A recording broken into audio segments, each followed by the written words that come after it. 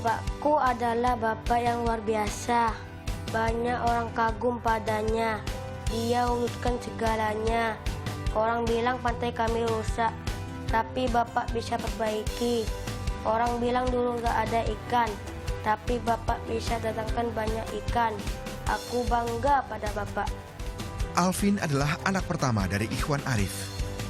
Ia tumbuh besar merasakan saat ayahnya merintis perbaikan Pantai Basring.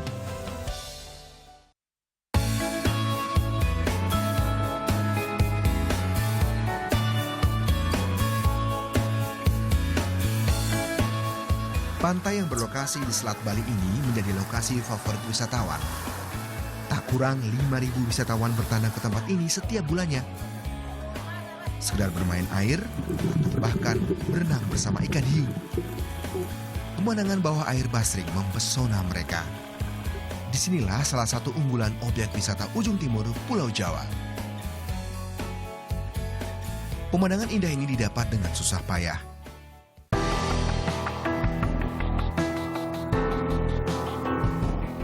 Sebelumnya alam bawah laut Pantai Basring rusak parah. 3 generasi nelayan menggunakan bom untuk mendapatkan ikan. Dampaknya terumbu karang yang ada hanya mencapai 18%.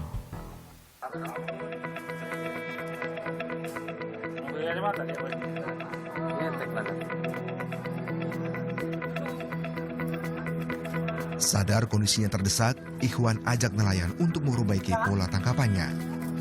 Namun penolakan terjadi. Bahkan ia dianggap gila. Kali sangat berat ya tantangannya. Mereka menganggap apa yang saya sampaikan itu adalah omong kosong. Saya menawarkan seperti itu dianggap sesuatu hal yang mustahil dan bahkan masyarakat banyak yang menganggap bahwa apa yang saya lakukan itu sesuatu yang sangat gila gitu. Karena mereka menganggap bahwa tanpa potas tidak mungkin bisa menangkap ikan hias, tanpa bom nggak mungkin bisa mendapatkan ikan untuk yang dibuat konsumsi. Usaha yang dirintisnya pada 2008 lalu itu pun sempat dipandang sebelah mata oleh keluarganya. Ya katanya bapaknya itu, kenapa kok kayak gitu, katanya bapaknya. Saya dulu ndak berhasil. Ya ndak tahu kamu sekarang apa berhasil apa ndak, terserah kamu sudah gitu. Katanya saya ke bapaknya, biar dah. Dulu kamu kan sekolahnya masih ndak kayak gitu, katanya saya. Ya ndak tahu itu kan sekolahnya sudah tinggi, katanya saya. Biar dah, kalau anak, yang penting anak usaha, katanya saya.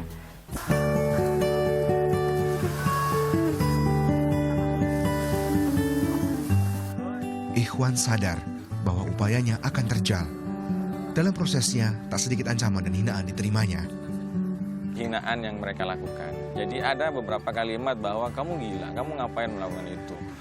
Bahkan beberapa hal dari pengusaha ikan hias, baik yang eksportir, memancing kami, menghina kami dalam bentuk nilai-nilai materi.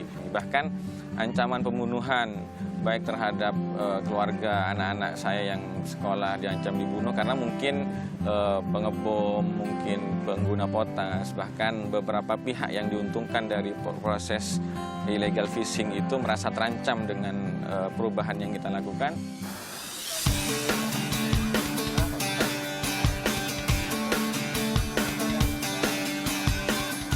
Namun berkat doa keluarga, kerja keras dan strategi yang berbeda, perlahan Ikhwan berhasil mengubah wajah Basring.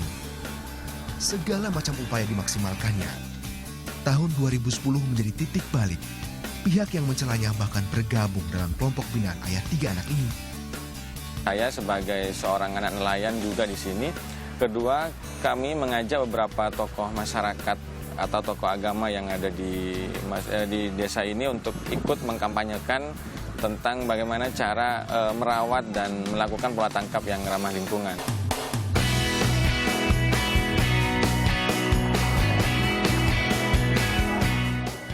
Walau banyak rintangan, hasil jerih payahnya terbayar sudah. Bawah Laut Basring kembali ramai dari 18% pada 2008. Kini tutupan karangnya sudah mencapai 70%. Aneka jenis ikan hias pun kembali banyak populasinya. Bahkan jumlahnya tak tanggung-tanggung. Ada lebih dari 500 jenis ikan hias di sini.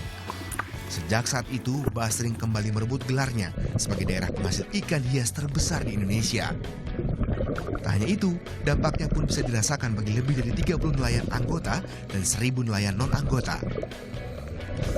Karena ya keberhasilan Mas Iwan membawa nelayan itu untuk bisa berubah menjadi pola tangkap, dan ikan yang dulunya dipotas mati, karang itu juga dipotas mati oleh nelayan, sekarang sudah kembali hampir 100% kembali. Berkat kekayaan alam yang kembali normal, kebutuhan materi para nelayan kembali menunjukkan perkembangan.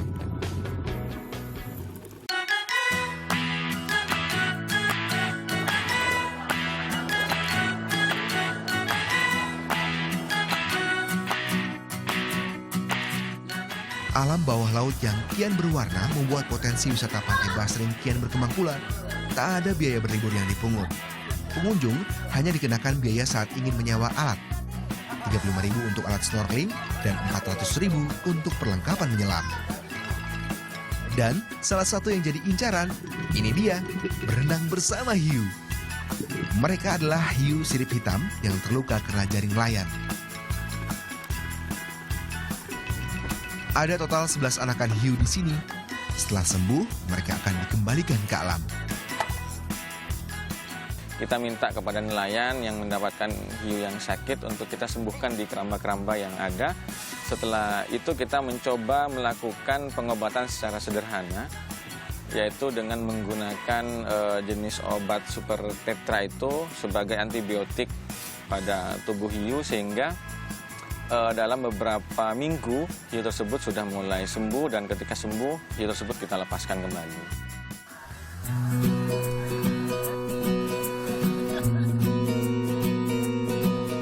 Selain menikmati keindahan alam, para pengunjung juga diberi edukasi.